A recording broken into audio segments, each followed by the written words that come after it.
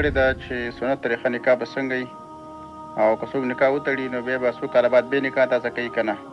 جواب دا دی سنت طریقه نکاح دا ده چې هلک یا د هغه نماینده او جلی یا د هغه نماینده وي، ګواهان ناست دي، مهر مقرر شوی دی، نو بیا خطبه وویلی شي په دې کې مسنونه.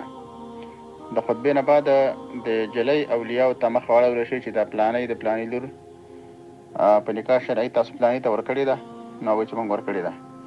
دا بل جانب ته وویلی شي چې تاسو د پلانی دپاره د پلانی قبوله کړې ده په نکاح شرعي په دومره مهر باندې او یې موږ قبوله کړې ده. بس همدغه نکاح ده. کله چې د یو زنانه نکاح وتړلی شو که بیا 10 کاله بعد 20 کاله بعد هم واده کوي، بس همدا یوه نکاح ده، دوباره بیا تازه کولو ته کوم ضرورت نشته. دا د بعضې ناپوهه خلکو طریقې دغه دي خبرې دي. هغوی وایي چې هر څو میاشتې بعد به یو نکاح تازه کړي، ځکه چې کیدای شي څه مشکل پېښ شوی یو یا دا د خبرې کوي. او د واده سنت طریقه دا ده چې کله دا نکاح وشوله نو اول کور ته ناوې راوړلی شي، هغې سره شپه تېره کړې شي، سبا ته بیا ولیمه ورکړی شي، یا کم از کم کور ته ناوې راوړی شي او اگر که نزدېکت نه شوې هغې نه بعد د راتګ نه بعد بیا ولیمه ورکړی شي. دا انشاءالله سنت طریقه ده. السلام علیکم ورحمت الله.